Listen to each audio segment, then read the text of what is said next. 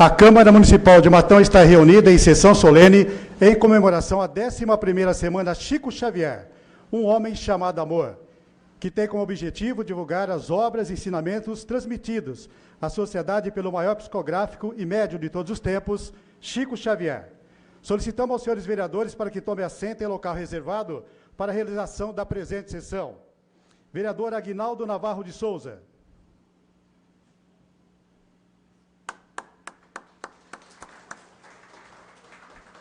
Vereador Alexandre Decinque. Vereadora Cleusa Salata. Vereador Luiz Manzini.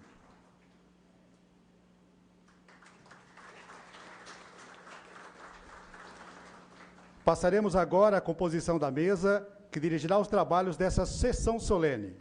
Convidamos para presidir a mesa a vereadora Sônia Moura, vice-presidente desta Casa Legislativa.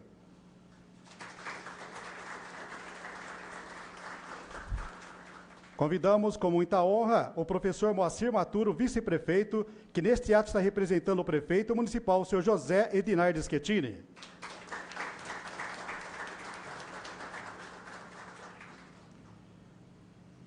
As demais autoridades presentes considerem-se parte integrante desta mesa diretora. Justificar a ausência os vereadores: vereadora Ana Mondini, vereador Edinaldo Leão da Rocha, vereador Jonas Wagner Garcia Filho, vereador Dr. Luiz José Cerqueira, vereador Sebastião Aparecido Trigo. E, por motivo de doença, o vereador Walter Luiz Trevisanelli, presidente desta Casa Legislativa. Queremos agradecer a presença de todos, da comunidade espírita de Matão, da nossa região também que está presente aqui, do senhor Teodoro Marich e sua esposa, a dona Marta, senhor Teodoro, que é diretor, presidente da TVM, Rádio Saudades FM, Portal Saiba Já, Revista Max, do senhor Paulo Vitor Camilo Pontes, representando o Centro Espírita Nosso Lar, da senhora Ludiceia, representando a Casa Editora O Clarim, o senhor Kleber Dantas, representando o Centro Espírita Allan Kardec. Também agradecer a presença do Tinho Belintana e sua esposa, Tânia, da cidade de Dobrada, ambos já foram prefeitos da cidade de Dobrada. Passo a palavra à vereadora Sônia Moura, vice-presidente desta Casa Legislativa, que dirigirá os trabalhos dessa solenidade. Boa noite a todos. Sob a proteção de Deus, declaro aberta a presente sessão solene. Convidamos para compor a mesa dos trabalhos o senhor José Luiz Marquesan, presidente da USE, União das Sociedades Espíritas de Matão.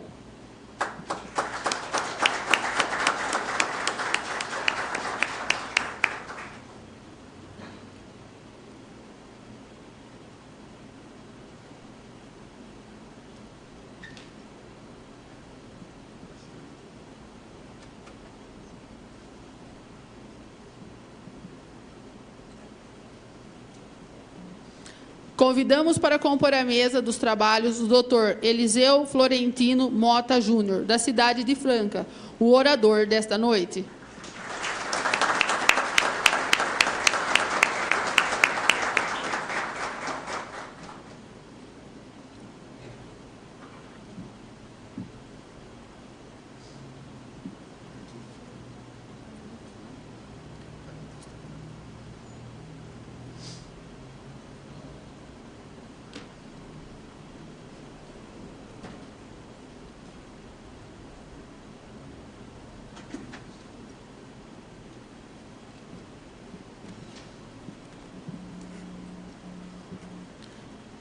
Convidamos o vereador Aguinaldo Navarro para proceder à leitura do texto bíblico desta sessão solene, intitulado O Amor é um Dom Supremo. Primeira carta aos Coríntios, capítulo 13, versículo 1. Muito boa noite a todos. O amor é um dom supremo. Ainda que eu falasse as línguas dos homens e dos anjos, e não tivesse amor, seria como o metal que soou ou como o sino que tine. Primeira carta de Coríntios, capítulo 13, versículos 1.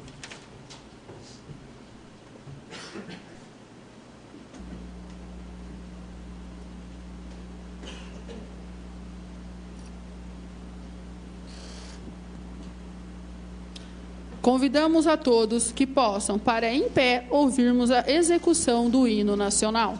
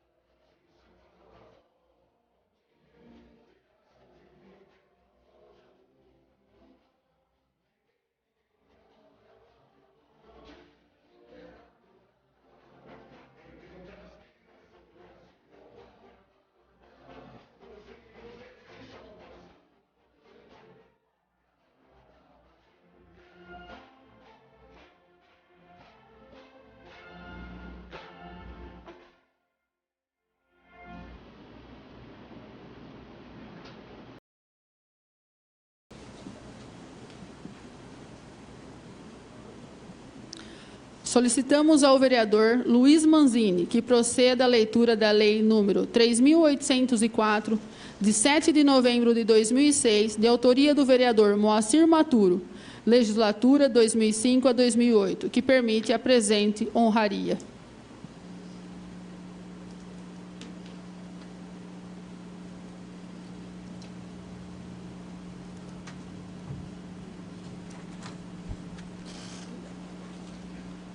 Boa noite a todos. Lei número 3804, de 7 de novembro de 2006. Institui a Semana Chico Xavier, do município de Matão, e dá outras providências. de autoria do vereador Moacir Maturro. A Câmara Municipal de Matão decreta e eu promulgo a seguinte lei. Fica instituída a Semana Chico Xavier no município de Matão, que deverá ser comemorada anualmente na semana que coincidir com o dia 30 de junho, data em que excedeu o desencarne de Francisco Cândido Xavier, com os seguintes objetivos: promover seminários, palestras e encontros, divulgar as obras e os ensinamentos de Chico Xavier. Parágrafo único. Aos palestrantes dos eventos será fornecido diploma sob o título Chico Xavier, um homem chamado amor. Artigo 2. Os poderes públicos municipais, através de seus setores competentes, apoiarão todas as realizações e eventos comemorativos promovidos pelas entidades nelas envolvidas. A programação a ser desenvolvida durante a semana deverá ser amplamente divulgada pela imprensa local e regional. As despesas decorrentes da execução desta lei correrão por conta das dotações orçamentárias suplementadas, se necessário. Esta lei entra em vigor na data de sua publicação. Palácio da Independência, ao 7 de novembro de 2006. Dr. Adalto Scardoelli, prefeito municipal.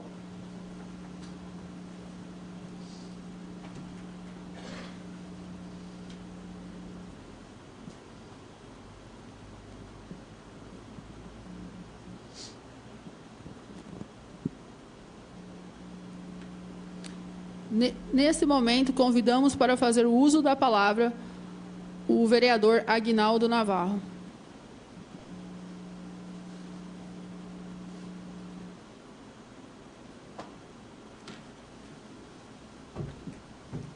Mais uma vez, muito boa noite a todos. Quero cumprimentar a presidente Sônia, cumprimentar o vice-prefeito Moacir Maturro, Luiz, cumprimentar o doutor Eliseu Florentino Mota Júnior, vai ser o palestrante, é um prazer muito grande tê-lo aqui.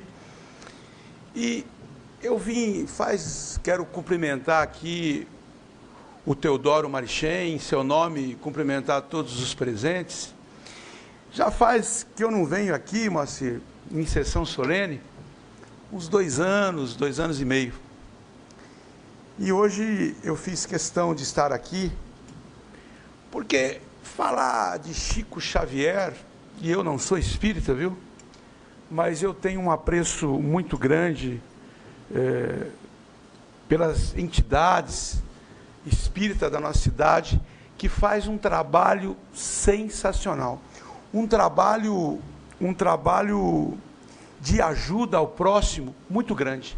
Então eu quero cumprimentar todos que fazem parte de algumas entidades espíritas da nossa cidade. Vocês é o orgulho para nós do legislativo, do executivo, porque vocês é um braço da prefeitura na ajuda às pessoas menos favorecidas, não é, Paulo? Vocês fazem um trabalho invejável, um trabalho social invejável. E eu, lendo aqui, sabemos que precisamos de certos recursos, mas o Senhor não nos ensinou a pedir além do pão. Fala de Chico Xavier, é um homem que só tinha amor na sua vida. E eu sempre conto aqui, e já contei para algumas pessoas, quando fui presidente dessa casa, eu fui em Uberaba, uma oportunidade, e eu ia colocar um escritório lá em Uberaba. É Uberaba que o Chico morava, não é isso? É Uberlândia e Uberaba, você fica meio perdido, né? E eu fui lá em Uberaba. E aí, andei lá, procurando um ponto para mim colocar o meu escritório, e eu entrei numa galeria lá.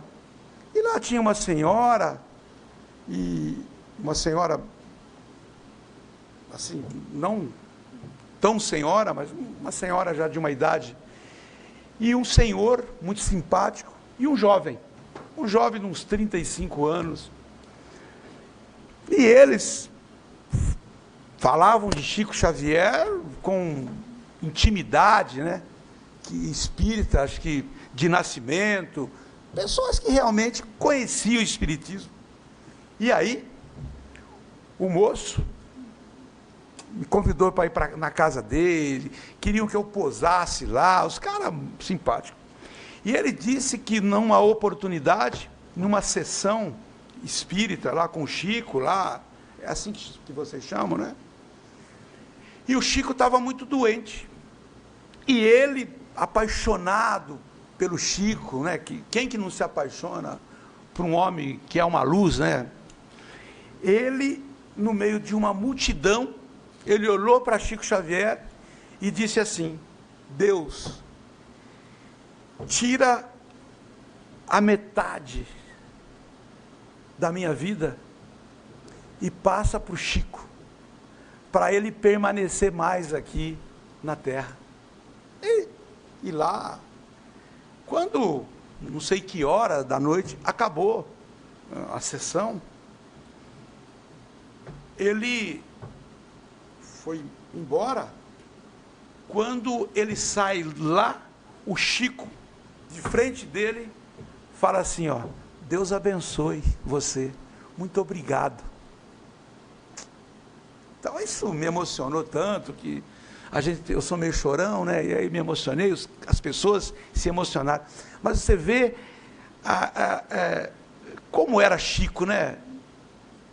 Era um enviado de Deus de verdade aqui para a Terra, não é? Como que ele sabia que aquela pessoa tinha oferecido a metade da saúde para que o Chico ficasse mais aqui na Terra. Então, eu só quero mais uma vez contar essa história, que eu já contei ela algumas vezes aqui, porque o Chico Xavier foi um exemplo para todos, para o católico, para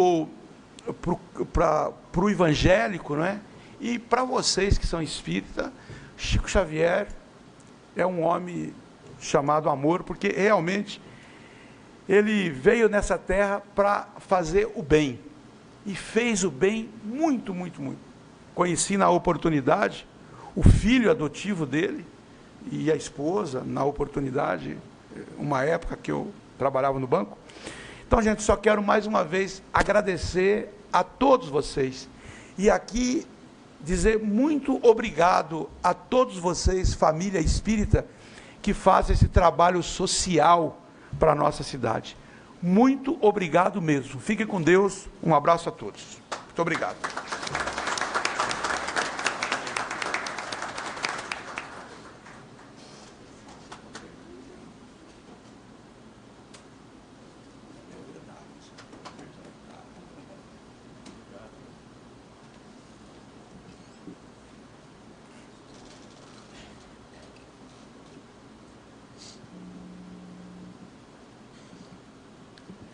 Nesse momento, convidamos para fazer uso da palavra o senhor José Luiz Marquesan, presidente da USE.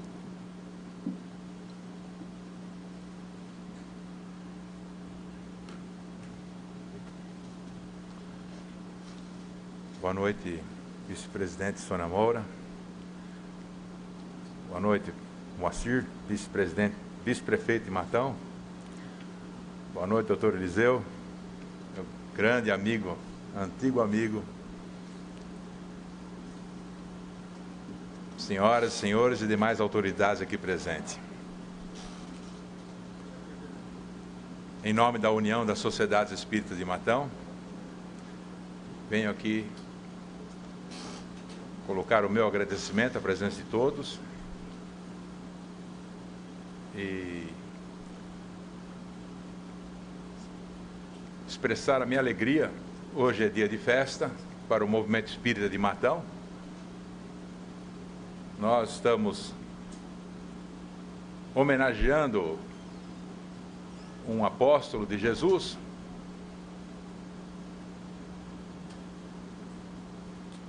que dedicou uma vida de exemplos para, através desta vida de exemplos, homenagear Jesus, a quem ele muito amou e exemplificou aqui entre nós. Deixou mais de 500 livros publicados e uma trajetória de luz na forma de consolo e esperança para as famílias e as mães deste nosso querido Brasil, que encontraram na mensagem fidedigna e confiável de Chico Xavier o consolo e o motivo para seguir adiante, esperançosos do reencontro num futuro próximo, muito necessário e muito bem justificado para aquele que sofreu a perda e lhe falta o referencial para entender Deus, amor e justiça, mesmo através da dor. E nós temos na doutrina espírita fundamentos maravilhosos que reavivam os ensinamentos de Jesus e torna possível aquilo que para muitos parece impossível. Levarmos adiante a nossa vida confiantes e serenos diante de todas as adversidades e mesmo até diante das ilusões. Superamos tudo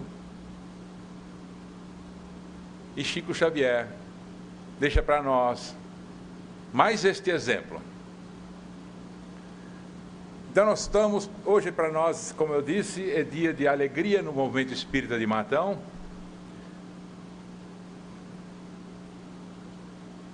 E queremos compartilhar essa alegria com a população da nossa cidade e com todos aqueles que se simpatizam com a nossa forma de pensar, a nossa forma de agir.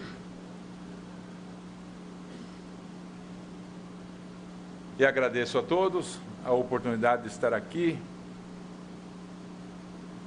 E desejo que vocês tenham a oportunidade que eu tive de refletir a respeito da vida desse maravilhoso apóstolo de Jesus que passou pelo Brasil e nos privilegiou com a sua presença e com o seu exemplo e com a sua palavra amiga. Muito obrigado.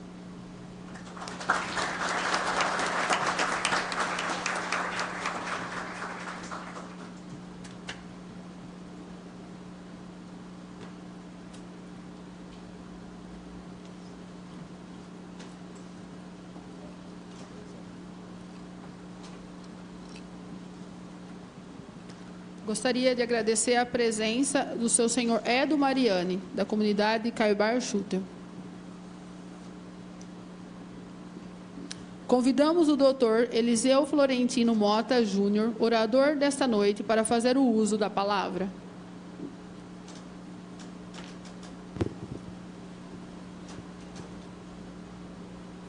Excelentíssima senhora vereadora Sônia Moura, digníssima presidente desta sessão, vice-presidente desta casa, estava dizendo a ela que eu fui promotor de justiça até aposentar e depois arrisquei um mandato de vereador, então eu já conheço bem o funcionamento desta casa e nessa linha de pensamento eu não poderia deixar de cumprimentar o hoje vice-prefeito, então vereador Moacir Matur, pela iniciativa da criação desta lei. E, é claro, o plenário por tê-la aprovado. Como disse o morador que nos antecedeu lá na tribuna, Chico Xavier é uma propriedade da humanidade. Ele não é um patrimônio puramente do espiritismo. Então, na terra de Caibar Schutter, nada mais interessante do que essa conjugação de dois ícones do espiritismo mundial, Caibar Schutter e Francisco Cândido Xavier. Em nome da presidente, eu peço vênia para cumprimentar todos os demais componentes da mesa, ilustres vereadores, meus queridos companheiros de ideal espírita, senhoras e senhores. Os princípios fundamentais que presidem a doutrina espírita, dizia Jacir Regis, quando globalmente considerados, formam uma nova e extraordinária visão da vida, abrindo perspectivas revolucionárias para a compreensão do ser, do destino e da dor, apresentados em admirável síntese. Embora rigorosamente filosóficos, não criam sofisticações, não se embrenham em uma simbologia complicada, não se dirigem a um grupo iniciático. Oferecem o resultado da renovação global do entendimento em posições claras, ao alcance de todos, num renovado sentimento religioso, capaz de fazer cada um entender a si mesmo. Contudo, quando isoladamente considerados, esses princípios fundamentais do Espiritismo não são propriedade exclusiva da doutrina espírita. Eles pertencem ao acervo das conquistas humanas ao longo dos tempos. De fato, existência de Deus, imortalidade da alma, pluralidade das existências ou reencarnação, pluralidade dos mundos habitados, comunicabilidade dos espíritos ou mediunidade, a moral espírita, que é a mesma moral do Cristo, todos esses temas têm sido tomados e explicados pelas mais diversas correntes do pensamento espiritualista da antiguidade e do presente. E não é diferente com a reencarnação. É claro que essa palavra, esse termo, é um neologismo que foi criado pelo professor Hippolyte Léon Denisard Rivaio, consagrado pelo pseudônimo de Allan Kardec, durante a codificação da doutrina espírita, a partir de 18 de abril de 1857, quando foi publicada a primeira edição do Livro dos Espíritos. Mas a possibilidade de uma alma humana, depois de deixar um corpo pelo fenômeno da morte, retornar para um novo corpo, isso remonta à antiguidade. Então nós faremos esse enfoque multidisciplinar, porque ainda que brevemente, resumidamente, nós veremos a reencarnação presente na história, na ciência, dentro da Bíblia, no cinema, na literatura e no espiritismo. Começando então pela história, André Pesani, no seu livro Pluralidade das Existências, e Gabriel Delano, no seu livro Reencarnação, são unânimes em dizer que Heródoto, o pai da história, no ano 456 a.C., ele introduziu aos gregos o conhecimento que os egípcios já tinham mais de 3.000 anos antes de Cristo acerca da reencarnação. Esse papiro aí, egípcio, datado de 3.000 anos antes de Cristo, diz: antes de nascer, a criança já viveu, e a morte não é o fim. A vida é um evento que passa como o dia solar que renasce. Veja então que aqui está escrito em egípcio, antigo, e foi traduzido por egiptólogos, já mostrando que eles conheciam. Na Grécia, quem levou esse conhecimento foi Pitágoras. Pitágoras era grego, mas viajou pelo mundo, esteve na Índia, o pai dele gostava de viajar, e ele então tomou conhecimento lá no Egito dessas ideias que acabamos de dizer e levou para a Grécia, que já foi logo assimilada por Sócrates. É claro, Sócrates, nós sabemos, assim como Jesus, não escreveu nada. O que chegou até nós foi escrito pelos seus discípulos, principalmente por Platão. Então ele fala que é certo que há um retorno à vida. Ele é categórico, é enfático. É certo que há um retorno à vida, que os vivos nascem dos mortos, que a sorte das almas boas é a melhor, aquelas das más é a pior, as penas e os gozos futuros. E não por acaso, Allan Kardec considera, na introdução ao Evangelho segundo o Espiritismo, que Sócrates e Platão foram os precursores das ideias espíritas. Tudo que está no Espiritismo era conhecido desses pensadores antigos. Mas o berço mesmo da reencarnação é na Índia. Na Grécia, que nós acabamos de ver, o nome era palingênese ou palingenesia, na medida em que palin, em grego, quer dizer novo, gênese quer dizer nascer, palingênese, palingenesia nascer de novo. E eles também confundiam muito com a metempsicose, da qual falaremos agora mesmo. Mas na Índia, até hoje, e desde os Vedas, Vedas em sânscrito védico, era a língua falada mais ou menos 3.000 anos antes de Cristo, quer dizer conhecer.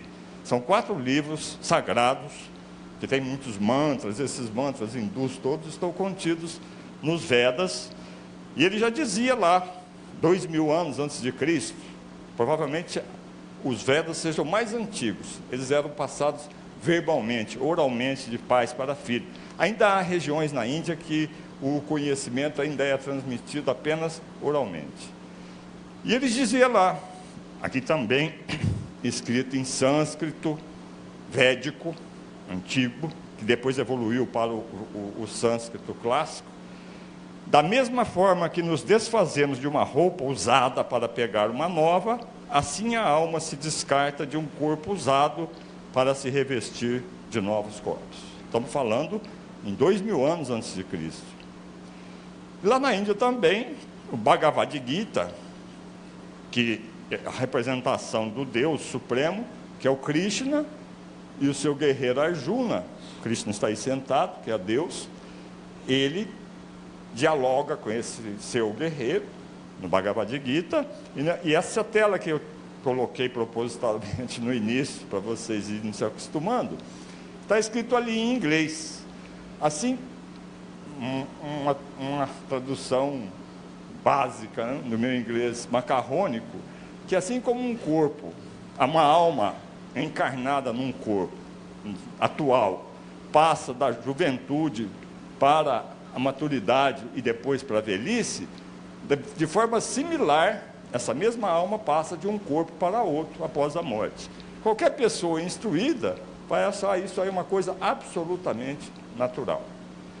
O problema aqui, nessa tela, é que nós vemos a confusão entre reencarnação e metempsicose. Uma palavra que parece um palavrão, mas metempsicose significa transmigração da alma.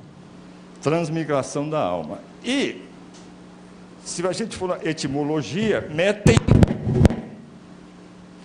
em grego, quer dizer além de.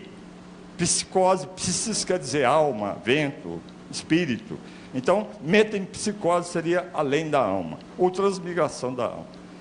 Então, como eu dizia, eles confundiam muito a reencarnação, que é uma pessoa que faleceu, passa pelo... Aqui está a morte, que a recepciona. Aqui tem um rio, que é o rio Letz, que é o rio do esquecimento. Ele esquece tudo que aconteceu aqui para começar a dizer, aqui está a vida, contraposta à morte. Isso é o que nós entendemos como reencarnação. Aqui embaixo é a metempsicose, que seria a possibilidade de uma pessoa morrer e sua alma reencarnar no corpo de um animal. Mas não era por acaso, não. A punição era de acordo com a vida do sujeito. Um sujeito, por exemplo, muito guloso, reencarnava como porco. Um sujeito muito feroz, reencarnava como leão. Essas pessoas que vivem no ar, aéreas, reencarnam como ave, né? Então tinha uma lógica na metempsicose. Só que nas questões 611 a 613, estudando essa questão, no capítulo 11, da segunda parte do Livro dos Espíritos, Allan Kardec e as entidades que o assessoraram na formulação da doutrina espírita, chegaram à conclusão que isso não é possível. Pela doutrina espírita, a evolução se faz do reino vegetal, animal, até o humano e não retrograda. O que pode acontecer é o espírito estacionar, mas não retornar no corpo de um animal. Isso é estudado nessas questões 611, 613 do Livro dos Espíritos. Aí está então a metempsicose, como estava dizendo, tem uma lógica aí. Depois que Jesus veio, e nós veremos que ele também admitia a reencarnação, o cristianismo primitivo era reencarnacionista, principalmente ali com Orígenes. Aliás, Orígenes depois foi a sua teoria da pré-existência da alma, foi combatida pelos pais da igreja. E aí, os cátaros assimilaram essa ideia reencarnacionista. Os cátaros quer dizer puro, em francês, lá, antigo, eles viviam ali na cidade de Albi, no sul da França, daí o nome albingenses também, e eles, entre os anos 1100 a 1200, eles pregavam a reencarnação. E a igreja, então, principalmente as cruzadas, foi feita uma cruzada. A cruzada era um exército formado por clérigos e militares, e eles foram dizimados, simplesmente foram extintos, entre outras coisas, porque eles pregavam a reencarnação.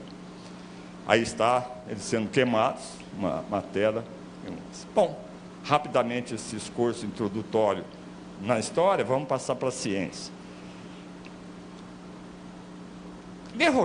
Albert de Rochat, na época, no fim do século XIX, começo do século XX, ele já fazia essas pesquisas, ele hipnotizava os seus pacientes com passes longitudinais, e eles regrediam no tempo e diziam que estavam em outra vida, assim, mas não era uma coisa muito científica. Mais tarde, aí está o Dr. Morris Netterton, psicólogo americano, ele começou a ter um sonho recorrente. Toda noite ele sonhava que ele estava num navio, o navio naufragou, afundou e ele morria. E ele ficou encabulado com aquilo lá. E em um dos sonhos, ele anotava tudo quando estava sonhando, ele viu o nome do navio e o nome dele. E começou a pesquisar nos arquivos lá dos Estados Unidos. E ele, então, descobriu que isso era verdade.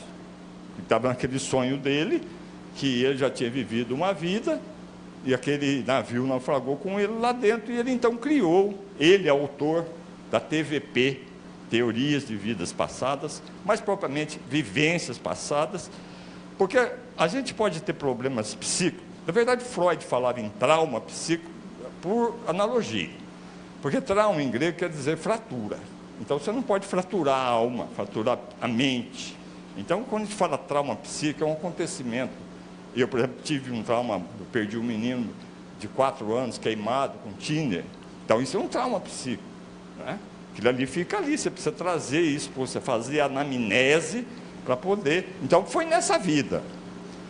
Mas eu posso ter tido um trauma de outra vida, e que, através dessa técnica que ele usa, e aí está no livro dele aí que chama Vida Passada, Dr. Netter, desculpe, eu vou dar um exemplo, que ele esteve aqui no Brasil, a convite do Dr. Ney Prieto Pérez, da doutora Maria Júlia Prieto Pérez, ela é psiquiatra, e eles introduziram aqui no Brasil a terapia de vidas pregressas. Quando o Dr. Netterton esteve aqui, ele fez um workshop em São Paulo e convidou pessoas que tivessem alguma doença física, psíquica ou psicossomática, e ele se apresentou que isso quem contou foi a doutora Maria Júlia, que era quem o convidou.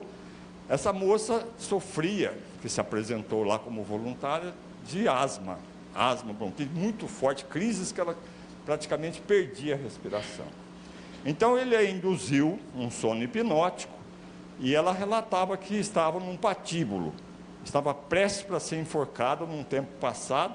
Imediatamente no pescoço dela se formou um vergão, como se uma corda estivesse apertando. Ela teve uma crise grave de asma, e em seguida fez a catarse, e ela melhorou ali, o vergão sumiu, e ela sarou completamente da asma. Quer dizer que o problema estava, não deve ser fácil, o trauma que o espírito guarda de ter sido enforcado, queimado vivo, e outras coisas que nós já fizemos aí no passado. Mas o trabalho do Dr. Netterton não buscava comprovar a reencarnação. Ela aconteceu incidentalmente. Aconteceu porque... Então, ele fala se isso é verdade ou não, isso não importa para a psicologia. Mesmo a Associação Brasileira de Psicologia, ela diz, cura, então toca em frente. Se é verdade ou não essa bobagem, eles dizem, isso não importa. Agora, tem pesquisadores que fizeram pesquisas para comprovar reencarnação. Então, quem começou foi o Dr. Renendra Nath Banerjee, indiano, infelizmente faleceu com 56 anos, no auge das suas pesquisas. Ele nasceu em 1929 e morreu em 1985. Lá na Índia, como eu disse para vocês, é muito comum a reencarnação. Isso lá É como se nós aqui, o catolicismo, o protestantismo, para eles, a reencarnação é uma coisa absolutamente natural. E ele começou a pesquisar, principalmente crianças ali na faixa dos 3, 4 anos, começam a falar que é outra pessoa que viveu em tal lugar, e ele começou essas pesquisas aí. Lá ele era professor na Universidade de não sei como é que vai falar isso aqui, Rajasthan, na Índia, e ele lá dentro da universidade fazia essas pesquisas. Só que para não ter um choque epistemológico com seus colegas da universidade, ao invés de chamar de reencarnação, ele chamou de memória extracerebral. Por quê? Porque tudo que nós aprendemos, que está aqui no nosso cérebro, é porque nós vimos nessa vida. Nós lemos, alguém nos ensinou, e tudo aquilo que a gente vai falar, que você não tem explicação, é extracerebral. Por exemplo, o déjà vu. Você vai numa cidade, você nunca foi, você fala, tem certeza que eu já estive aqui. Nessa vida não foi. Então é um conhecimento extracerebral. Eles preferiram chamar assim. Esse livro dele eu custei para encontrar, só para um sebo virtual na internet, é Vida Pretérita e Vida Futura. É livro do Dr. Banerjee. Mas, digamos, o Papa mesmo, o caçador de vidas passadas, é esse senhor que está aí, já faleceu dia 8/2/2007, Ian Prettyman Stevenson, mais conhecido como Ian Stevenson. Esse foi o maior estudioso dessa matéria. Ele percebeu aquele trabalho do Banerjee e pegou naquela linha. Ele nasceu no Canadá porque o pai dele era correspondente, jornalista, correspondente do New York Times. Ele nasceu lá por um acidente obstetrícico, lá em Montreal. Mas os pais eram americanos. Ele estudou fora, lá para a Europa, e voltou para a Universidade de Virgínia, em Charlottesville. Ele era professor de psiquiatria e começou a estudar esses casos. Ele tinha mais de 2.000, mas esse livro aí, que é mais conhecido aqui no Brasil, ele separou criteriosamente, inclusive 2 aqui do Brasil, 20 casos sugestivos de reencarnação. Ele não afirma, em ciência não tem nada de falar, é isso, não. O que é hoje, amanhã pode não ser mais. Até há muito tempo, não muito tempo atrás, acreditava-se que a Terra era o centro do universo, que o universo girava em torno. Aí que quem fosse contra isso aí era queimado vivo. E hoje nós sabemos, já não é mais isso daí. Então ele fala 20 casos sugestivos de reencarnação. E quando ele publicou as primeiras monografias dele, ele chamou a atenção aí do Chester Carson, que foi o criador da Xerox. Naquele tempo, vocês mais antigos lembram, a gente tinha fotocópia, ou então era transcrita à mão. A Xerox revolucionou o mercado de cópias. E ele ficou bilionário. E se encantou com esse trabalho do Dr. Ian Stevenson e começou a patrocinar. Tanto é que no testamento ele deixou $1 milhão para manter a cadeira, e mais $1 milhão o Dr. Ian Stevenson continuar com as suas pesquisas. E ele continuou, naturalmente. Depois ele escreveu esse livro aí, recentemente traduzido, são casos europeus, para não falar que é só na Índia, na Grécia, que tem reencarnação. Ele foi pesquisar na Europa. E deixou esse livro aqui, que me consta ainda não está traduzido para o português. Chama-se Reincarnation Biology, em que ele faz estudo de pessoas que nasceram com marcas de nascença e que falam que é devido a uma vida anterior.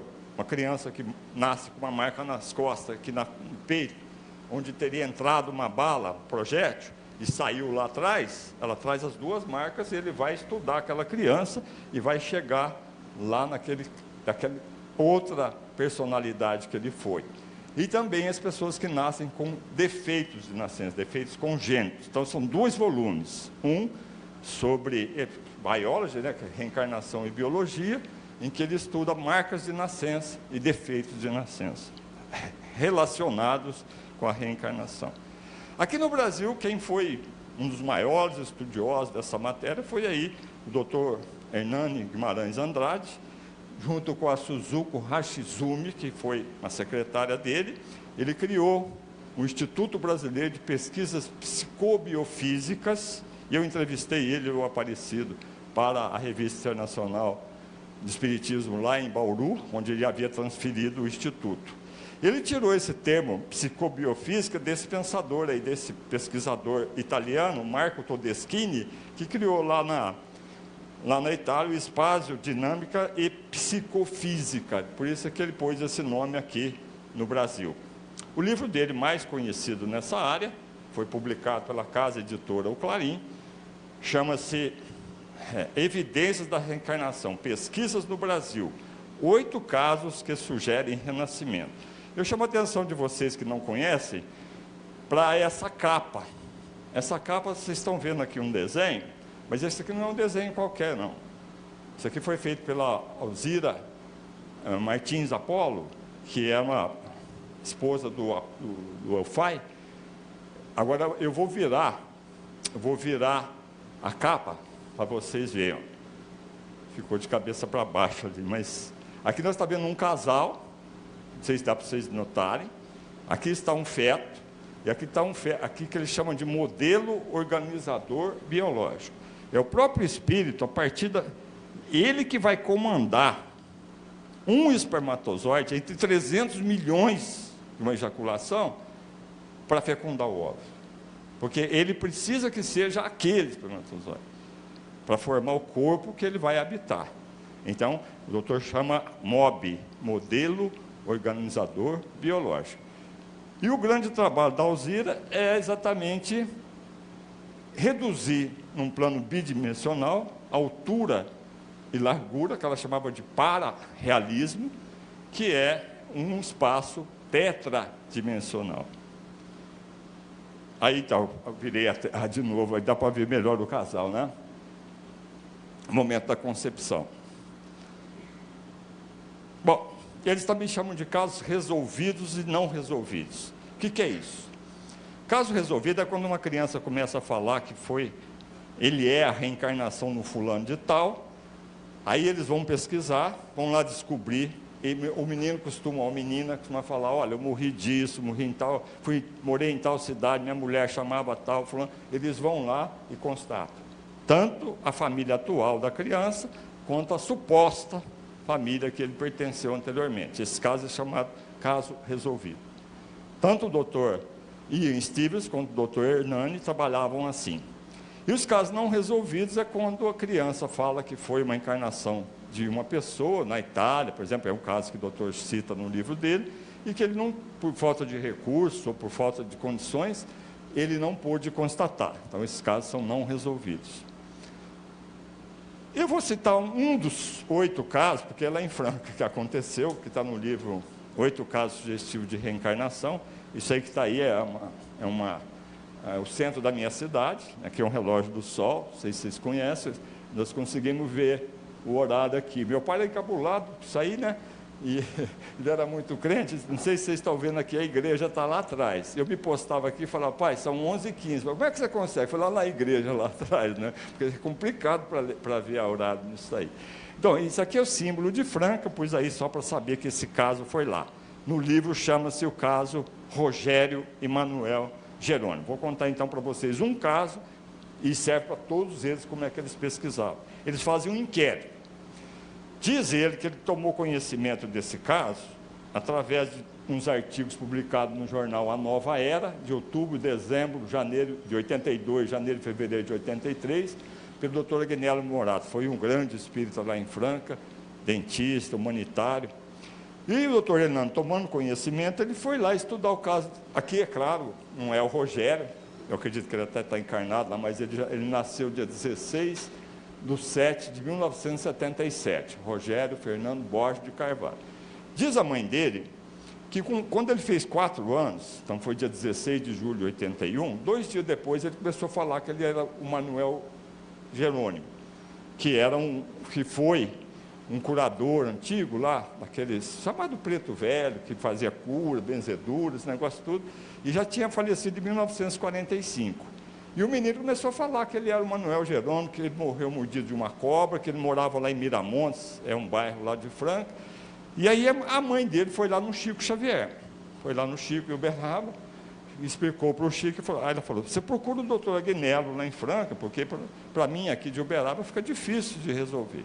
Chegando em Franca, então ele procurou o doutor Agnello, e eles foram lá. Ele levou o pessoal lá em Miramontes, mostrou o lugar em que ele fazia as curas, com uma santinha. Essa santinha ele teria deixado com o irmão que ainda estava vivo, o Cinza, e confirmou que quando ele estava aí com 83 anos, ele foi picado no urutu e ficou paralítico. Então, aí ele chega para o irmão que estava vivo e fala assim: me dá aquela santinha de volta que eu deixei com você, porque pouquinho antes de desencarnar, ele falou assim: você guarda essa santa que qualquer dia eu vou voltar para buscar. Ele voltou na figura desse menino. Bom, aí o doutor Hernani, eles nunca, nem o doutor Hernani, nem o doutor Ian Stevens, fala que é reencarnação. É um caso sugestivo de reencarnação.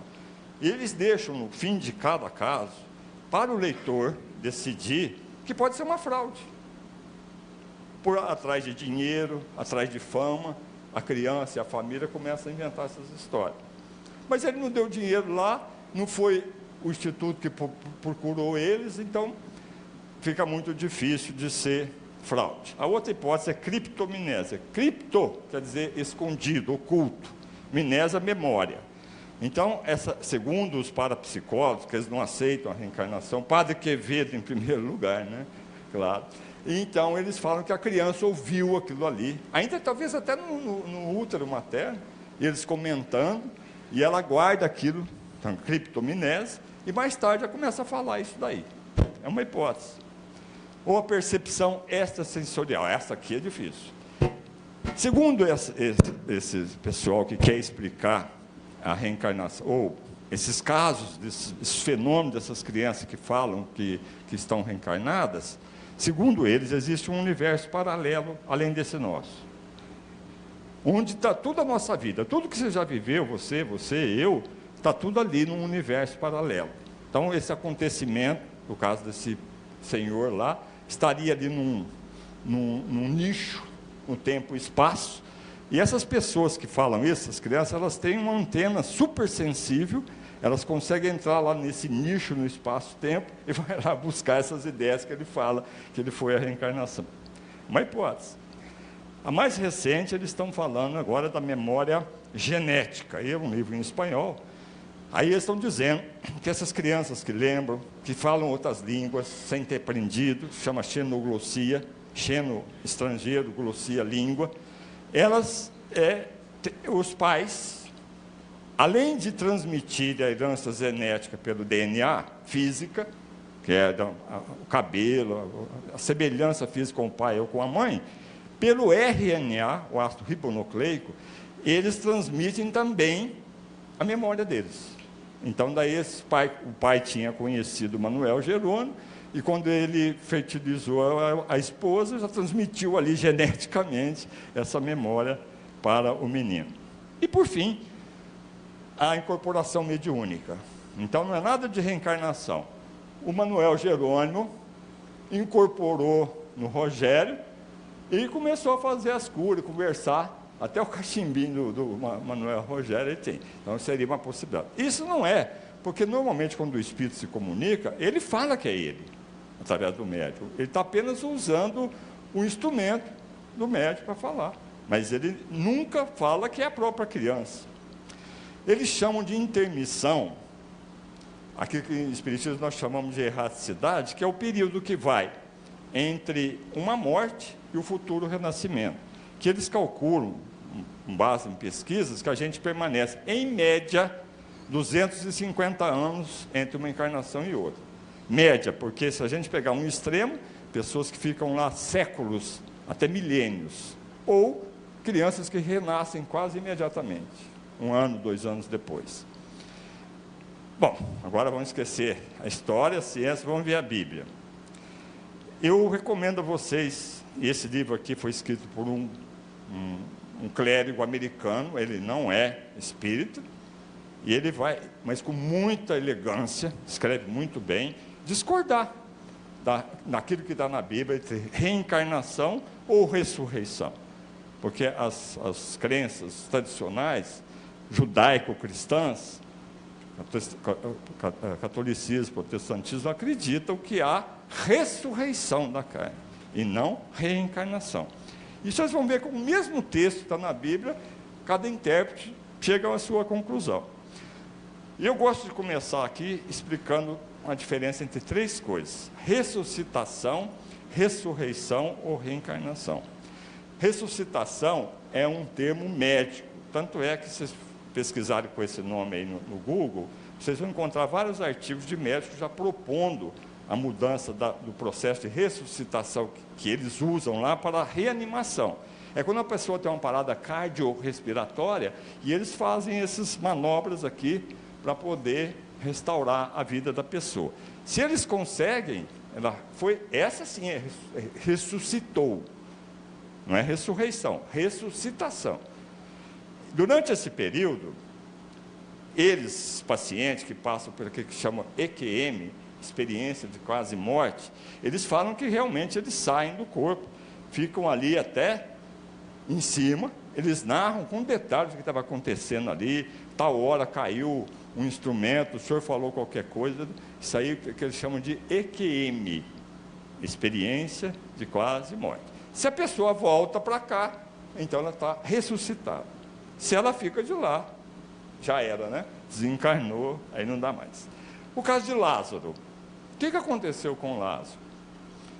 Aí as irmãs dele, Marta e Maria, que eram muito amigas de Jesus, e ele também, pediram para Jesus vir lá para Betânia, elas moravam alguns quilômetros de Jerusalém, que o Lázaro estava doente. Mas Jesus, pelas suas tarefas lá, ele acabou se atrasando, e quando chegou lá, elas estavam em prantos que o Lázaro tinha morrido.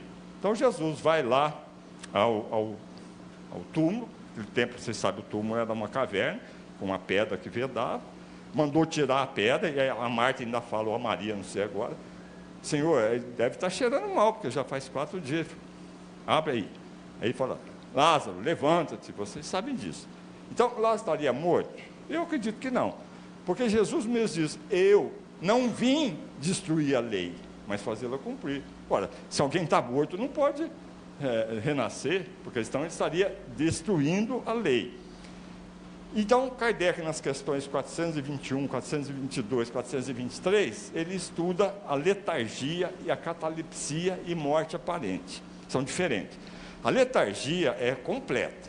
Não se sabe por quê.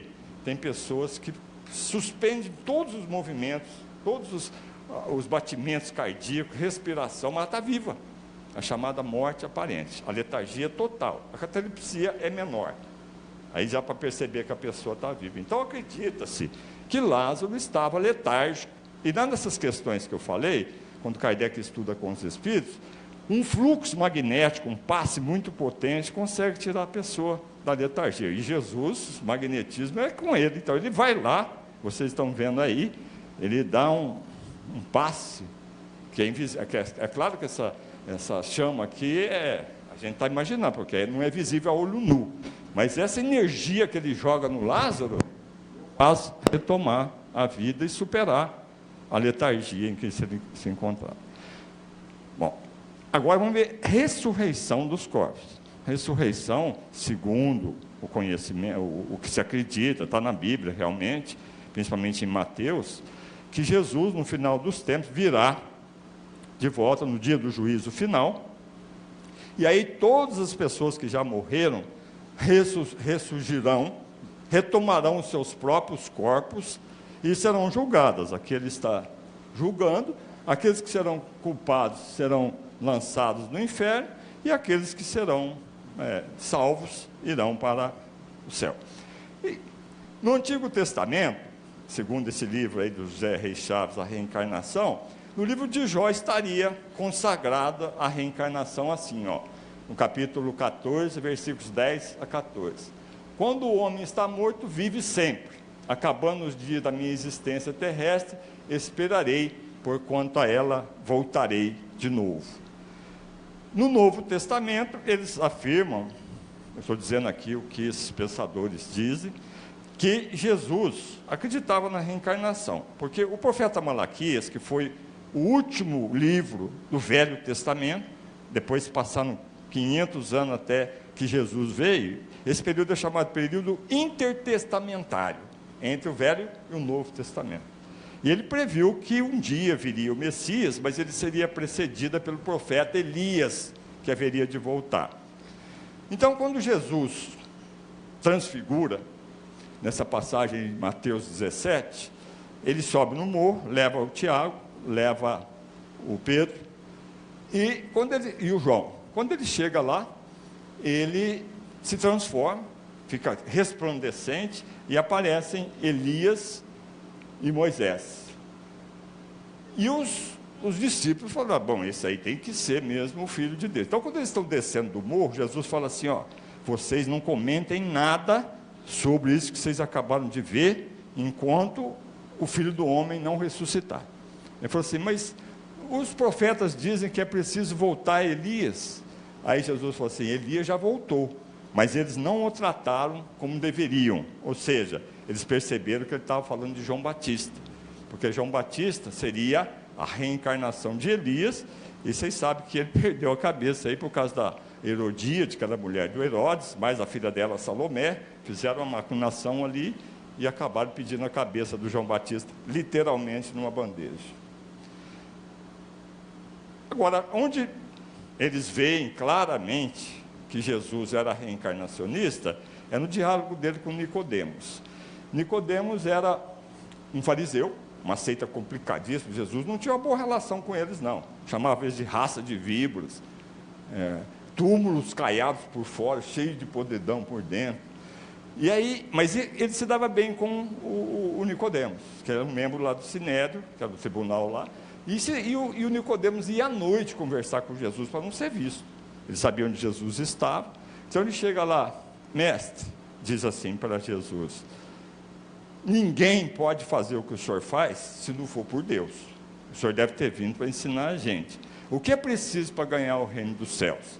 Aí Jesus fala para ele, quem não nascer de novo, não verá o reino dos céus.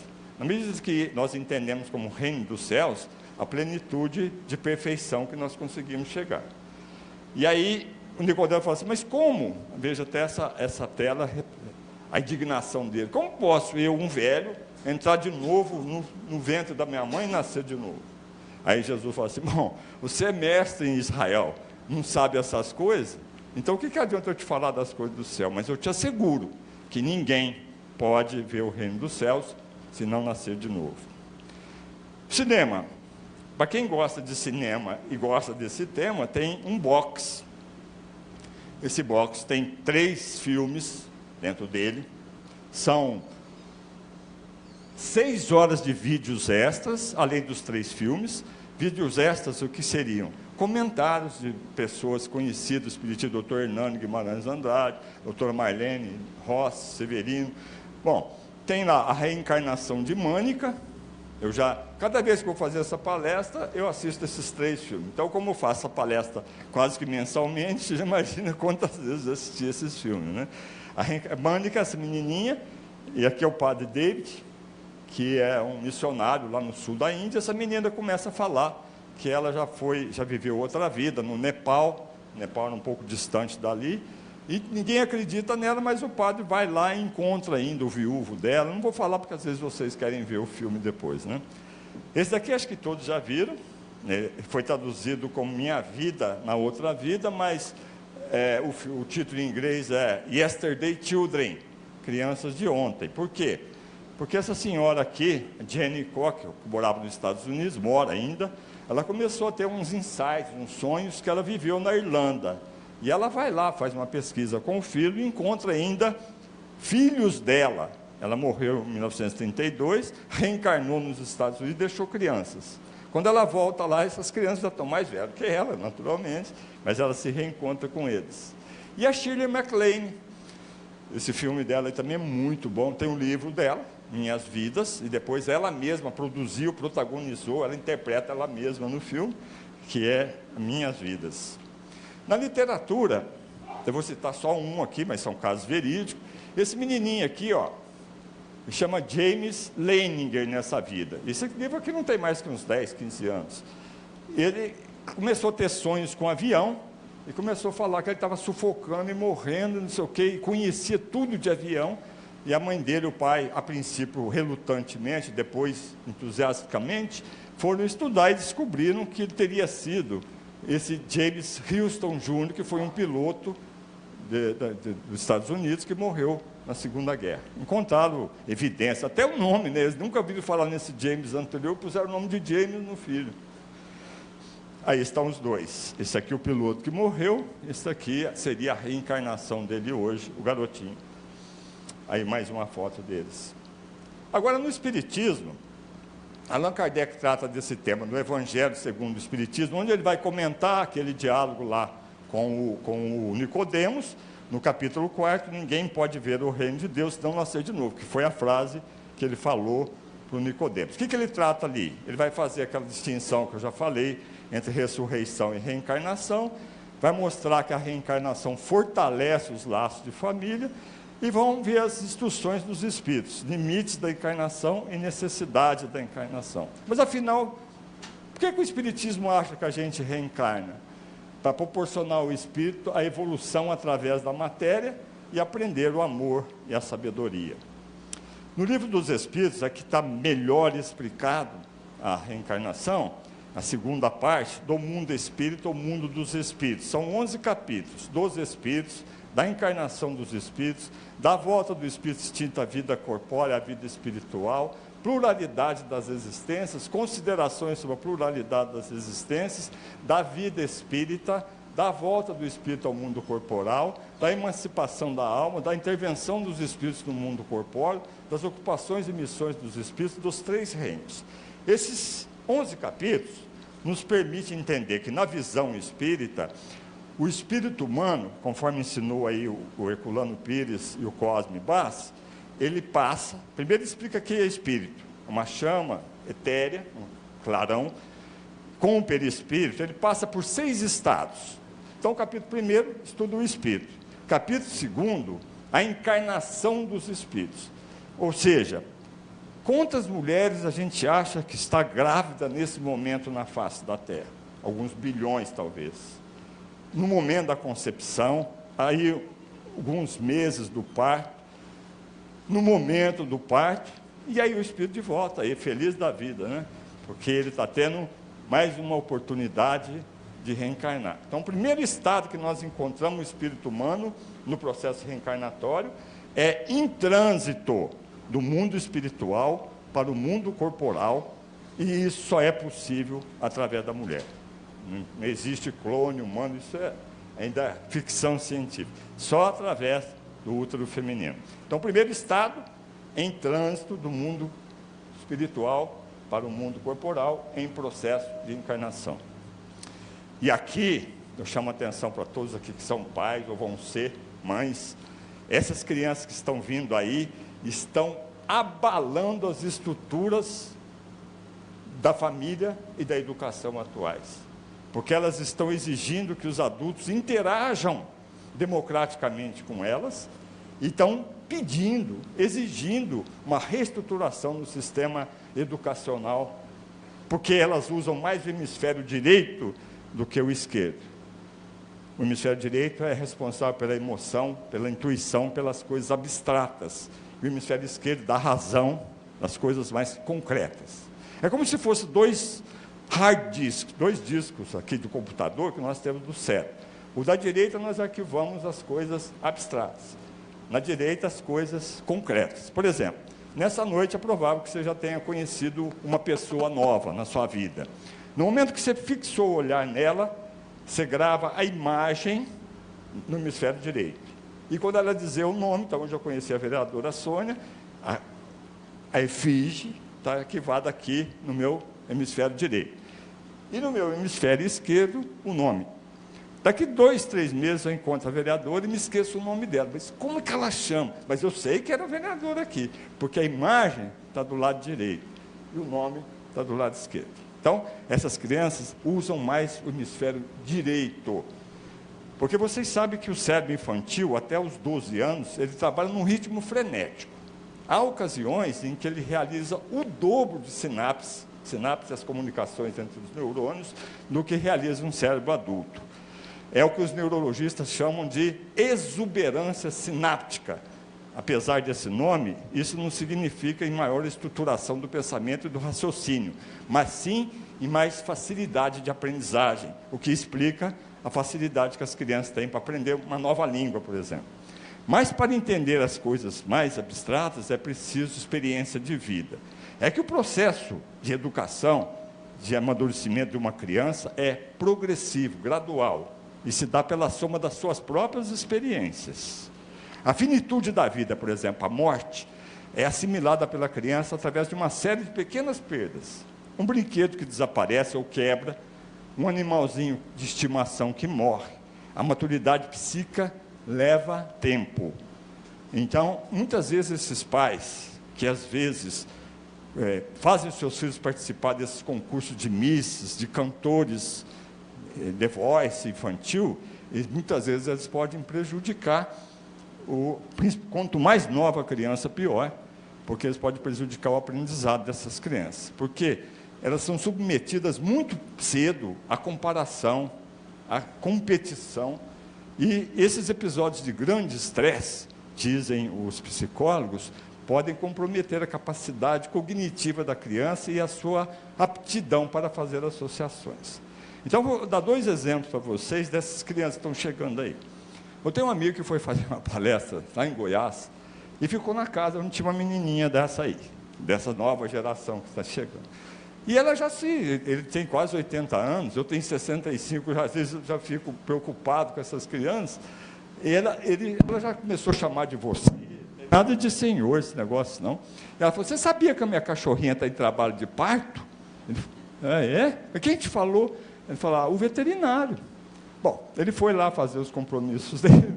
Quando ele chegou, a menininha estava lá, e devia ter deixado ela lá. Ele vai lá e fala, e aí, bem, a sua cachorrinha já teve nenê?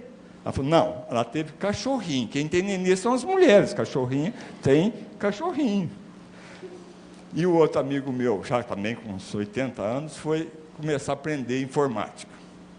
Para gente que, para mim já é um pouco difícil, agora principalmente depois desse Windows 10, aí começou a complicar. E ele está lá, pelejando, tem um netinho também dessa idade aí, chamado Guilherme, ele está compondo um texto, quando vê, o monitor fica pretinho. E ele peleja daqui, mas aqui, Guilherme, vem aqui. Calma, vô, calma. Aí vai lá, Ctrl, Alt, não sei o quê. Acendeu tudo. Ah, que beleza. Mas não dura mais que meia hora. Daí a pouco, pá, preto outra vez. Guilherme, outra vez, vô?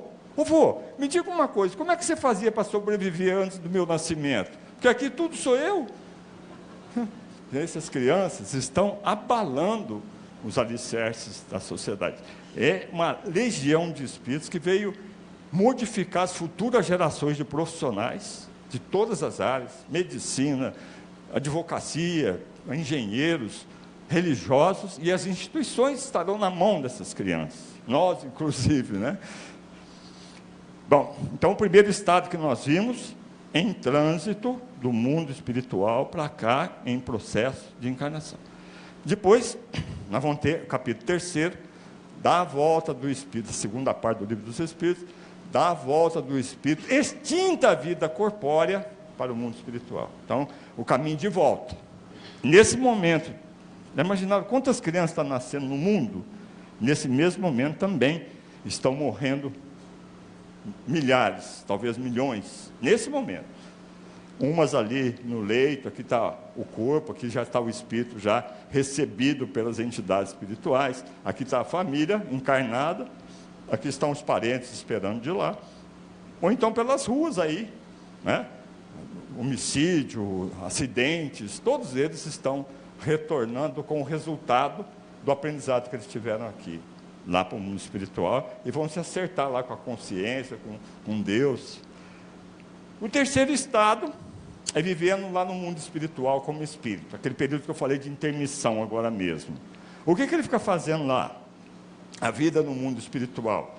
Será que lá tem família? Será que a gente dá para imaginar um espírito cortejando uma espírita, casa numa capela lá no mundo espiritual, vai ter um monte de espiritinha? Não, não é assim que funciona. Na questão 200, Kardec pergunta assim, tem sexo os espíritos? E eles respondem, não como entendeis. porque o sexo depende da organização. Há entre eles amor e simpatia baseados na concordância de sentimentos. Então, quando eu vejo muita gente, inclusive no meio espírita, falar que espírito não tem sexo, não é isso, não. Vamos lá de novo. Kardec pergunta, os espíritos têm sexo? Eles respondem, não como entendeis. Então, como entendemos o sexo? Uma fonte de prazer e o único meio de perpetuação da espécie. Lá não precisa disso. Lá há amor e simpatia baseados na concordância de sentimentos. A escolha das provas, para a próxima encarnação, a família que ele vai reencarnar, as pessoas, e depois um processo aí quase que de apagar tudo. Essas crianças, excepcionalmente, e já não são poucas, porque reencarnaram muito depressa, traz recordações de vida passada. Quanto mais rápido a criança reencarna, tanto é que encontra os parentes ainda aí, mais facilidade ela tem de lembrar de uma existência passada. O quarto estado, então, aí está o capítulo 1º da segunda parte. A segunda parte trata do mundo espírita, o mundo dos espíritos. O capítulo 1º nós vimos, ele estuda o espírito. O que é o espírito? O que é o perispírito? Que negócio todo. O capítulo 2º é aquele em trânsito de lá para cá, o 3º em trânsito daqui para lá. O capítulo 4º e 5º trata da reencarnação, que eu já falei mais ou menos aí atrás. Kardec vai estudar isso nos capítulos 3º, 4º e 5º. O capítulo 6º trata exatamente disso aí, da vida espírita, né, aquele período que passa lá. Depois, aqui tem um outro estado. Então, vamos lá. Primeiro, em trânsito lá para cá. Segundo, em trânsito daqui para lá. Terceiro, permanecendo lá. Quarto, vivendo no mundo corporal aqui. Somos nós aqui encarnados. Esse período aqui, que é dar a volta do espírito ao mundo corpóreo. Nós vamos permanecer aqui um dia, um ano. Pessoas já estão passando aí de 100 anos aqui, vivendo na Terra. Depois, o 5º estado, vivendo no mundo corporal e, ao mesmo tempo, interferindo no mundo espiritual. Quando nós vamos dormir, nós emancipamos, o nosso espírito sai do corpo, a gente deixa o corpo ali repousando, e o espírito sai do corpo e permanece no plano espiritual. Os sonhos são reminiscência desse período, que a gente esteve lá, chama Emancipação da Alma, o capítulo 8º.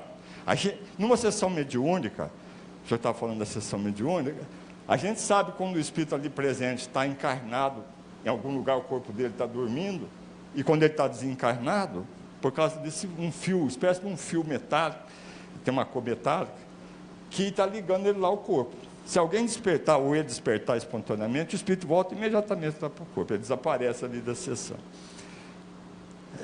E o último estado, que é o capítulo 9, vivendo no mundo espiritual e ao mesmo tempo interferindo aqui, a mediunidade, interferindo para o bem. Nós vemos aqui o espírito Emmanuel psicografando com o Chico, da onde interfere aqui, ou para o mal, para o bem ou para o mal, para o bem com o Chico ali, para o mal nesse fenômeno chamado fenômeno de poltergeist, essa palavra em alemão quer dizer espírito batedor, que eles ficam perturbando aqui, né? Espíritos perturbadores.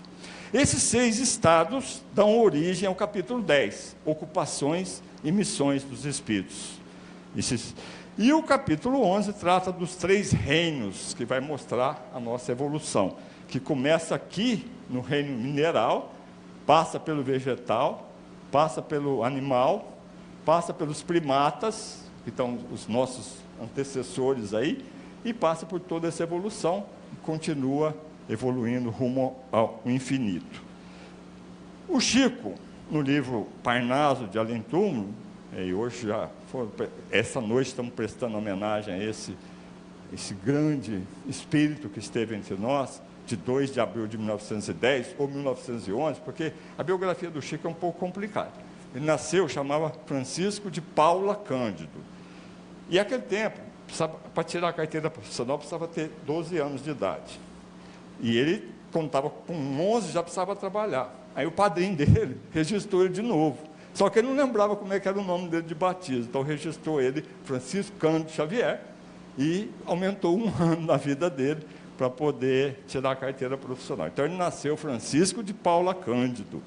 E aí, quando ele estava com 22 anos, ele psicografou cerca de 60 poemas de poetas lusos brasileiros, e foi chamado de Parnaso de Além-Túmulo. Isso foi dia 9 de julho de 1932, o primeiro livro psicografado pelo Chico Xavier. E ali, entre os poetas brasileiros, está o Castro Alves.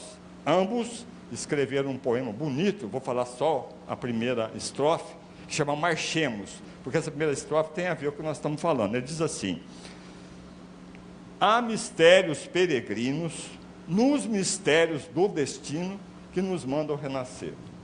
Da luz do Criador nascemos, múltiplas vidas vivemos para a mesma luz volver.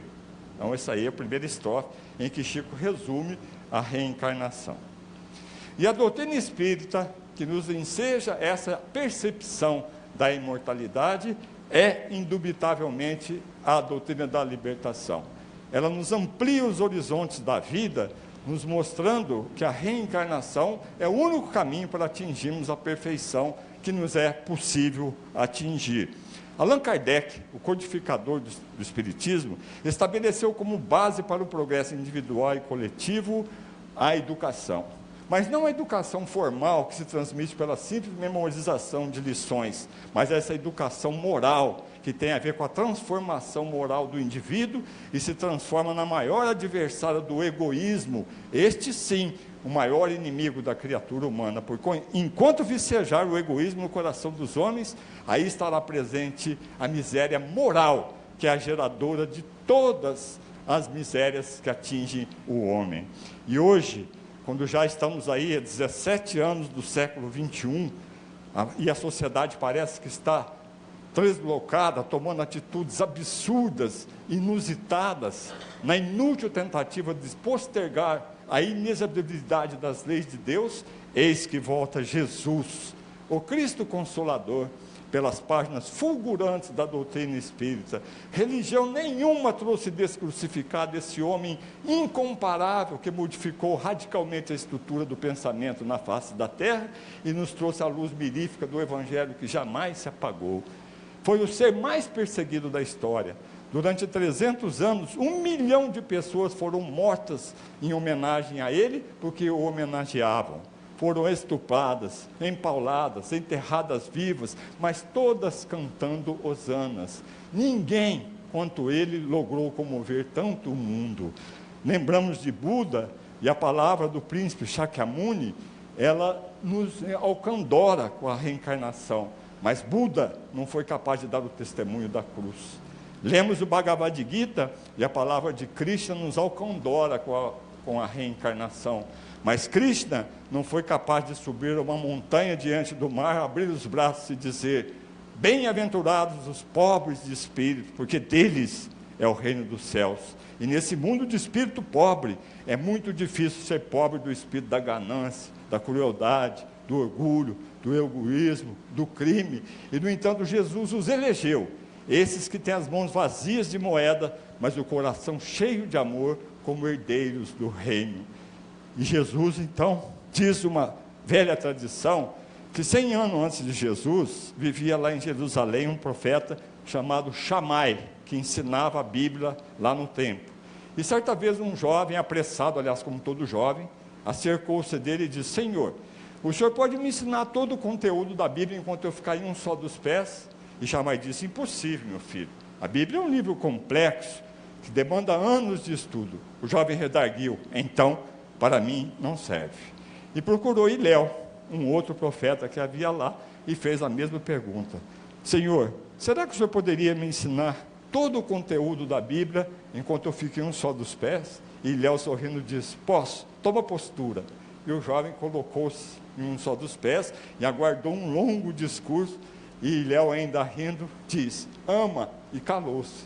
E o jovem: o que mais? Nada mais. O senhor quer me dizer que todo o conteúdo da Bíblia se resume em amar? Sim. E o resto que tem na Bíblia? O resto é a explicação disso. Quem já ama não precisa do resto. E Jesus limitou, trouxe só para 3 palavras, uma trilogia, toda a Bíblia, os profetas: amar a Deus sobre todas as coisas e ao próximo como a si mesmo. E falar em amor, quero encerrar com Victor Hugo, quando ele diz: Desejo primeiro que você ame, e que amando também seja amado. E que se não for, seja breve em esquecer, e que esquecendo não guarde mágoa. Desejo, pois, que não seja assim, mas se for, saiba ser sem desesperar. Desejo também que você tenha amigos, que mesmo maus e inconsequentes, sejam corajosos e fiéis, e que pelo menos em um deles você possa confiar, sem duvidar. E porque a vida é assim, desejo também que você tenha inimigos, nem muitos, nem poucos, mas na medida exata para que algumas vezes você se interpele acerca das suas próprias certezas, que pelo menos entre eles, pelo menos, seja justo. Desejo também que você seja útil, mas não insubstituível, e nos maus momentos, quando nada mais restar, que essa utilidade seja suficiente para manter você de pé. Desejo depois que você seja tolerante, não com os que erram pouco, porque isso é fácil, mas com os que erram muito e irremediavelmente, e que fazendo bom uso dessa tolerância, você sirva de exemplo aos outros. Desejo que você, sendo jovem, não se apresse a amadurecer, que você, sendo maduro, não insista em rejuvenescer, e que você, que é mais velho, não se dedique ao desespero, porque cada idade tem o seu prazer e a sua dor, é só deixar que eles escorram por entre nós. Desejo, por sinal, que você seja triste, não o ano todo, mas apenas um dia, mas que nesse dia você descubra que o riso diário é bom, o riso habitual é insosso, e o riso constante é insano. Desejo que você descubra, com o máximo de urgência, acima e a respeito de tudo, que existem infelizes, injustiçados e oprimidos, que eles podem estar aí, bem à sua volta. Desejo que você afague um gato, alimente um cuco, e ouça o João de Barro erguer triunfante o seu canto matinal, para que assim você se sinta bem por nada. Desejo também que você plante uma sementinha, por mais minúscula que seja, mas acompanhe o seu crescimento, para que você saiba de quantas, muitas vidas é feita uma árvore. Desejo outro sim que você tenha dinheiro, porque é preciso ser prático, mas pelo menos uma vez por ano, coloque um pouco dele na sua frente e diga, isto é meu, só para ficar bem claro quem é o dono de quem. Desejo também que nenhum dos seus afetos morra, por ele e por você, mas que se morrer, você possa chorar sem se lamentar e sofrer sem se culpar. Desejo, por fim, que você, sendo homem, tenha uma boa mulher, que você, sendo mulher, tenha um bom homem, que vocês se amem hoje, amanhã e nos dias seguintes. E quando estiverem exaustos e sorridentes, ainda haja muito amor para recomeçar.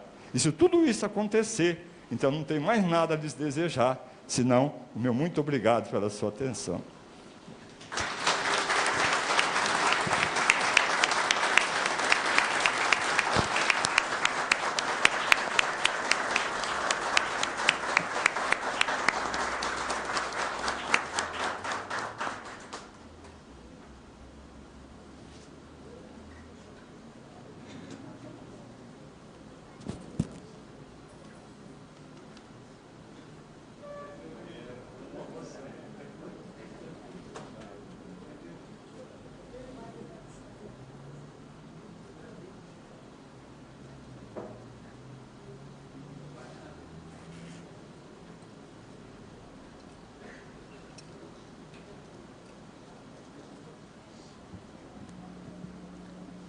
Solicitamos a vereadora Cleusa Salata e o vice-prefeito Moacir Maturo para que juntos procedermos à entrega do diploma Chico Xavier a um homem chamado amor, ao Dr. Eliseu Florentino Mota Júnior.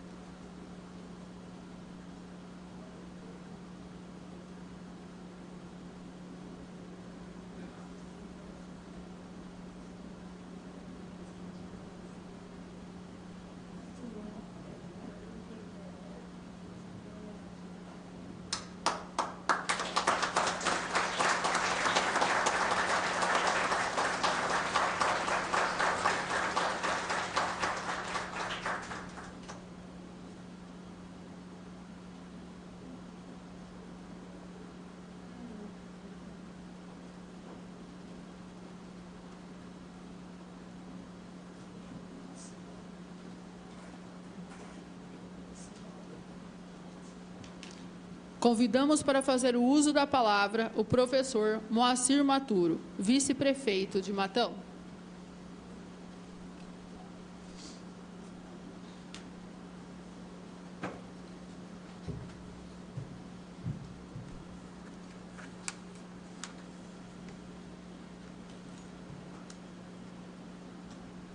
Boa noite a todos. Quero saudar a presidente desta casa nesta noite. Agradecer o ilustre palestrante pela instrutiva palestra. Muito obrigado. Seja bem-vindo a Matão. Zé Luiz, presidente da UNE. Os vereadores Aguinaldo Navarro, Decinck, Cleusa Salata, Manzini. Seu Edo Mariano, em nome de quem quero saudar a todos os presentes. Sejam bem-vindos a esta casa, esta noite. Falar o que depois dessa brilhante palestra, né? Mas vamos lá. Eu estou aqui hoje como vice-prefeito, como autor da Semana Chico Xavier e representando o nosso prefeito, Edinardo Schettini. E é um prazer para mim estar aqui para você hoje. Eu escrevo o que eu vou falar porque eu me sinto mais responsável com isso. E não tenho a capacidade de grandes oradores que falam de improviso e se saem muito bem. Para não fugir do tema, eu prefiro então ler o que produzi. Anos atrás, ainda como vereador dessa digna Câmara Municipal, veio-me à mente o valor de um homem que cada vez mais se aprofundava nos dons de Deus haviam lhe concedido, para ajudar, não só aqueles que o rodeavam, mas também toda a humanidade. Foi assim que em 20/6 foi aprovada na Câmara Municipal de Matão a Semana Chico Xavier, a primeira a ser instalada no Brasil. Após sua realização, 18 cidades imediatamente solicitaram cópia do projeto, que para mim foi muito gratificante. Sabendo que o legado de Chico Xavier ultrapassa barreiras religiosas como médium e reconhecido como o maior líder espiritual do Brasil, sendo uma das personalidades mais admirada e aclamada, pois está sendo ressaltado principalmente pelo seu enorme altruísmo e extrema humildade. Diante de inúmeras honrarias, Chico Xavier sempre respondia: "Ah, mas eu sou o que, senão uma simples formiguinha das menores que andam pela terra cumprindo sua obrigação." Recusava assim longa série de recusas, presentes e distinções, que perduraria por toda a sua vida como exemplo oferecido por Fred Figner, que lhe legou vultosa soma em testamento e imediatamente foi repassada pelo médium à fundação para o uso caritativo. Numa época rápida, a biografia já inúmeras vezes apresentada, quero relembrar que Chico Xavier, nascido do seio de uma família humilde, teve 9 irmãos e era filho de João Cândido Xavier, vendedor de bilhetes de loteria, e de Maria João de Deus, lavadeira católica, e ambos analfabetos. Segundo biógrafos, a mediunidade de Chico teria sido manifestado pela primeira vez aos 4 anos de idade, quando ele respondeu ao pai sobre ciências durante uma conversa com uma senhora sobre gravidez. Ele dizia ver e ouvir os espíritos e conversar com eles. Francisco perdeu sua mãe aos 5 anos de idade. Incapaz de criá-los sozinho, seu pai distribuiu os 9 para parente. Nos 2 anos seguintes, foi pela madrinha Rita de Cássia, antiga amiga de sua mãe, que logo mostrou ser uma pessoa cruel, batendo-lhe diariamente por qualquer pretexto e açoitando-o com uma vara de marmelo. Os únicos momentos de paz que tinha consistiam nos diálogos com o espírito de sua mãe, com quem se comunicava desde os 5 anos de idade. Nesses contatos, o espírito de sua mãe recomendava-lhe paciência, resignação e fé em Jesus. Seu pai casou-se novamente e a nova madrasta, Cidália Batista, exigiu a reunião dos 9 filhos. Francisco tinha então 7 anos de idade. O casal teve ainda 6 filhos. Por insistência da madrasta, o menino foi matriculado na escola pública. Nesse período, o espírito de sua mãe não parou de manifestar-se. Para ajudar nas despesas da casa, Francisco começou a trabalhar vendendo verduras e legumes de uma horta de sua casa.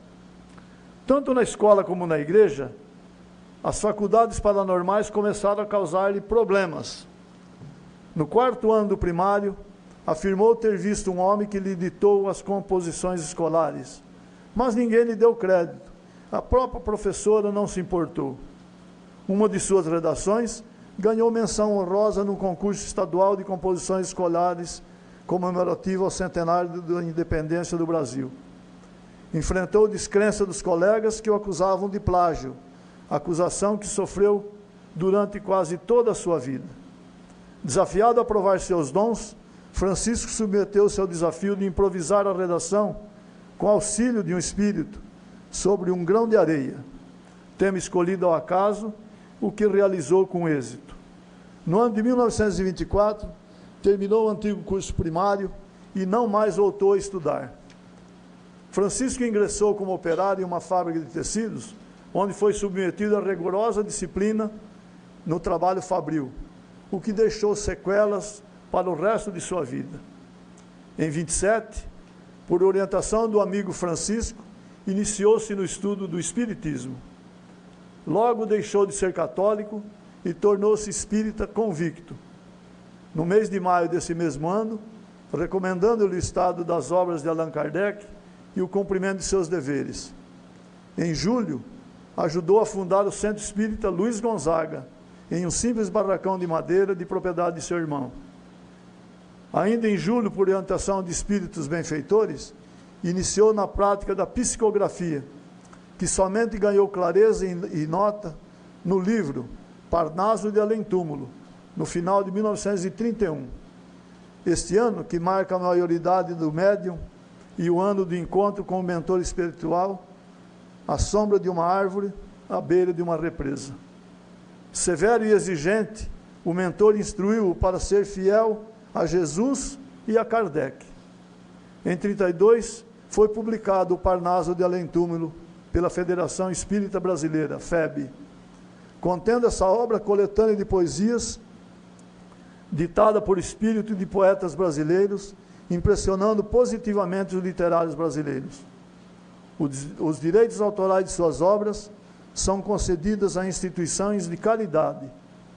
Nesse período, descobriu-se portador de catarata, porém seus mentores, Emmanuel e Bezerra de Menezes, orientaram-no a não contar com os recursos da medicina, a contar com os recursos da medicina e não contar com os privilégios dos espíritos.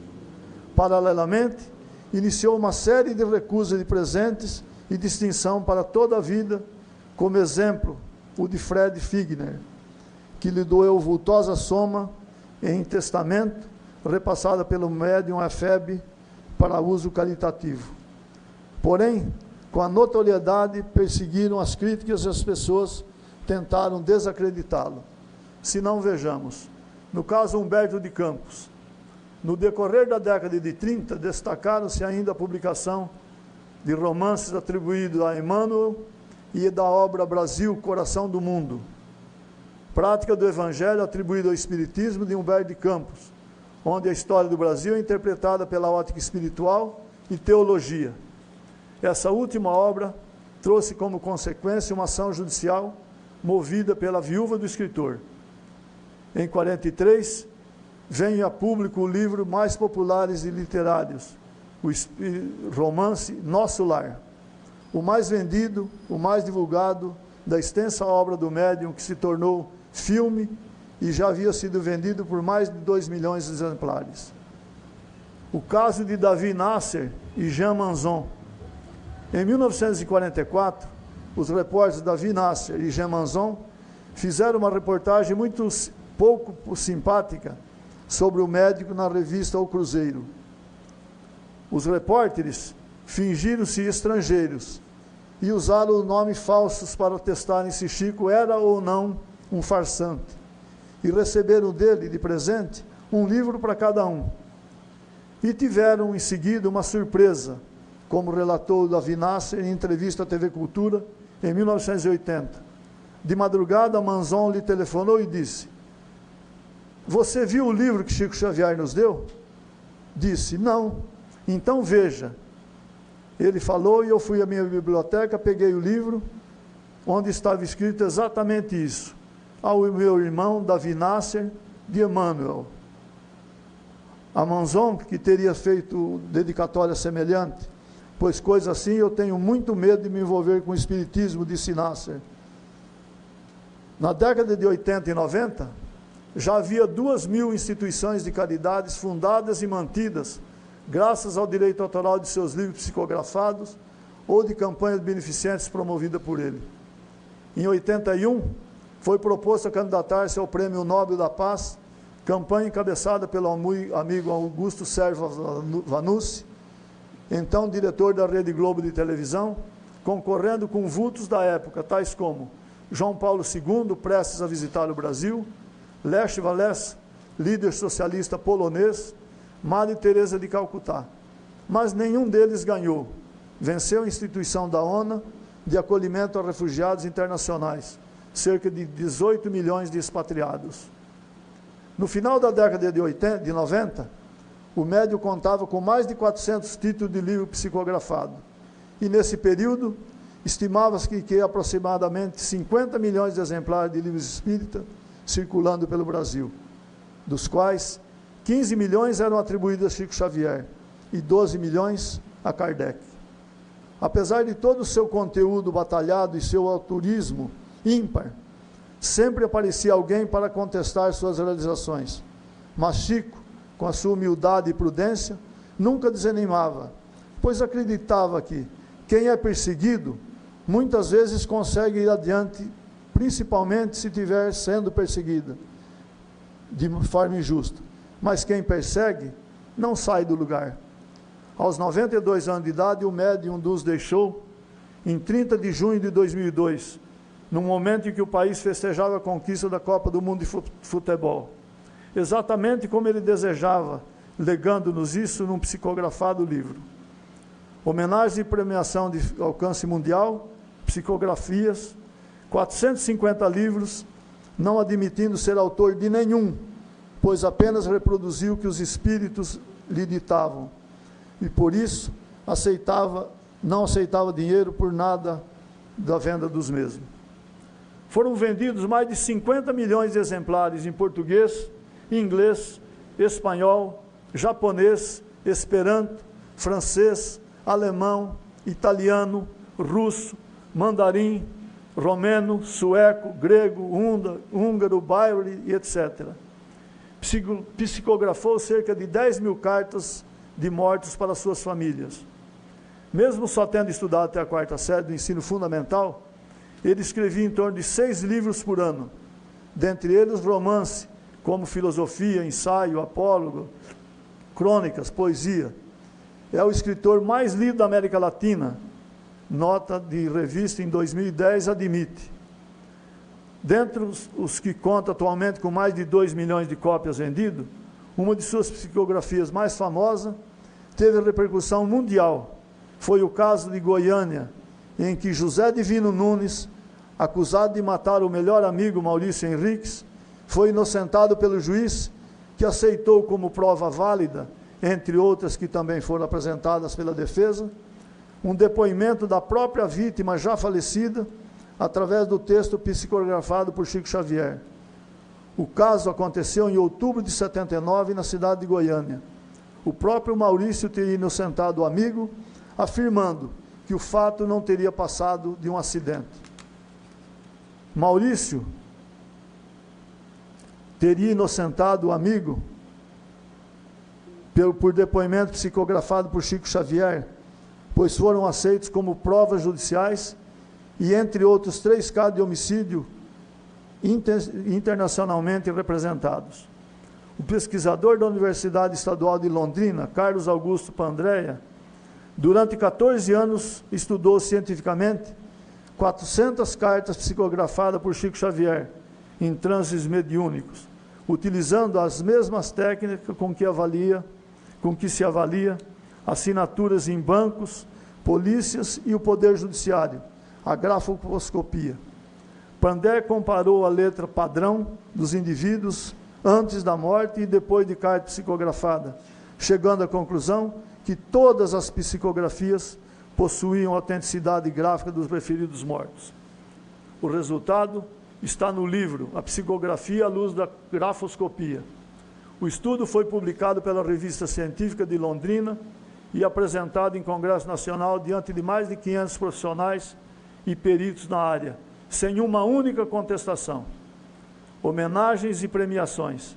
Chico Xavier, ao longo de sua vida, recebeu inúmeras homenagens e premiações. Recebeu o título de cidadão honorário em mais de 100 cidades brasileiras. Foi homenageado em filmes, documentários como Chico Xavier e os filmes As Mãos de Chico Xavier, 100 anos com Chico Xavier. Em 81 e 82 foi indicado ao Prêmio Nobel da Paz, tendo havido uma mobilização de 2 milhões de pessoas que deram sua assinatura em todo o Brasil e organizações de 29 países pedindo o Prêmio Nobel da Paz para ele. Em 2006, em uma votação popular, foi eleito, promovido pela revista Época, como o maior brasileiro da história. Em 2010, o Correio Brasileiro lançou o selo de um cartão postal comemorativo e, no mesmo ano, a Casa da Moeda do Brasil lançou a medalha comemorativa centenário de Chico Xavier. Em outubro de 2012, no programa O Maior Brasileiro de Todos os Tempos, transmitido pelo SBT, Chico foi eleito, por voto popular, como o brasileiro de todos os tempos, o maior brasileiro de todos os tempos. No final do programa, disputou com Ayrton Senna e venceu por 63,8% dos votos. No final do programa, Chico disputou com Santos Dumont e Princesa Isabel, vencendo com 71,4% dos votos. Venceu sim. Venceu o homem que se considerado uma simples formiguinha, das menores que anda por aí pela terra, cumprindo sua obrigação. Se um homem como esse se considera uma formiguinha, o que somos nós?